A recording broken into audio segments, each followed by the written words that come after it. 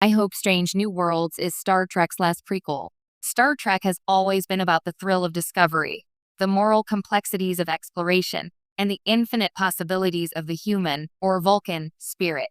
Yet in recent years, the franchise has become almost synonymous with prequels. From Enterprise to the endless spin-offs tracing back the original series, Star Trek seems to be caught in a loop, retreading old ground instead of boldly going forward. That's why Strange New Worlds, for all its charm and respect for classic Trek storytelling, gives me hope and a slight sense of relief that it might finally be the last prequel the franchise needs. At its core, Strange New Worlds succeeds because it embraces what Star Trek was always best at: episodic storytelling, moral nuance, and character-driven adventures. Captain Pike, Number 1, and Spock are not just iconic figures in the Star Trek mythos. They are living, breathing characters with internal struggles, ambitions, and growth. The series doesn't rely on shocking twists or relentless continuity traps. It allows the audience to enjoy the journey, episode by episode. In a media landscape dominated by long, serialized arcs, this return to episodic form feels like a small but revolutionary act. It's Star Trek doing what Star Trek does best. But here's the tension. Strange New Worlds is, by definition, a prequel. It chronicles events that, canonically, we already know the outcome of. Pike's eventual fate in the Talosian episode, Spock's rise to first officer, and the seeds of Kirk's future command are all inevitable. There's a subtle narrative ceiling here. No matter how inventive the writers are, the show will always be constrained by the historical timeline established decades ago. Every decision, every plot twist, has to be weighed against pre-existing canon. That's the invisible hand that limits risk, surprises, and true narrative freedom. Star Trek has historically thrived when it explores new frontiers. The Next Generation, Deep Space Nine, and even Voyager ventured into uncharted territory, both literally and thematically. They introduced strange new worlds, moral dilemmas that mirrored contemporary society, and concepts that felt genuinely unpredictable. Prequels, by contrast, operate in a fixed sandbox. The audience already knows the larger story, and creators must navigate around these known outcomes.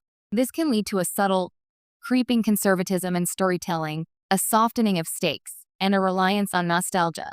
And yet, despite these limitations, Strange New Worlds manages to feel alive. Its optimism, aesthetic beauty, and respect for characters shine through. Episodes like Crisis on the Cloud Planet and Lift Us Where Suffering Cannot Reach remind viewers of the franchise's potential to blend spectacle with philosophical inquiry. It honors Star Trek's past while demonstrating that prequels, if handled with care, can still captivate. But my hope that it is the last prequel stems from a larger desire for Star Trek to reclaim its pioneering spirit. The franchise has spent decades exploring the origin stories of beloved characters, often at the expense of bold, unpredictable new narratives.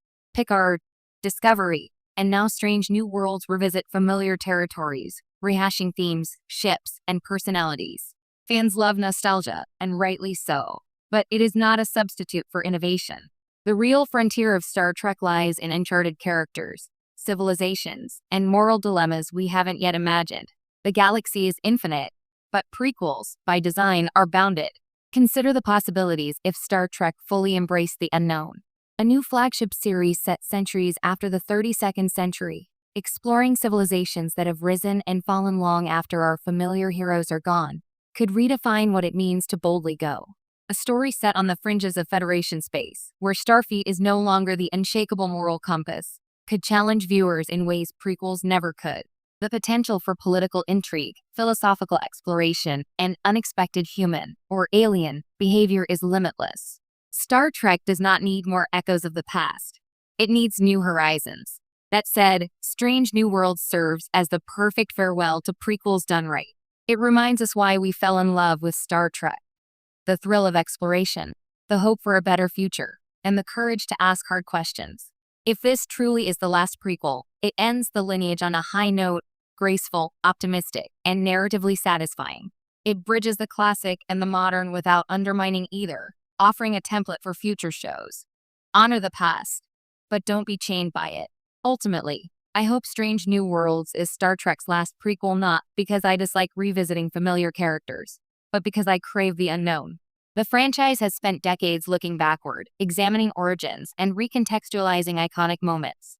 Now it's time to look forward, to explore new frontiers, and to remind audiences why Star Trek is a universe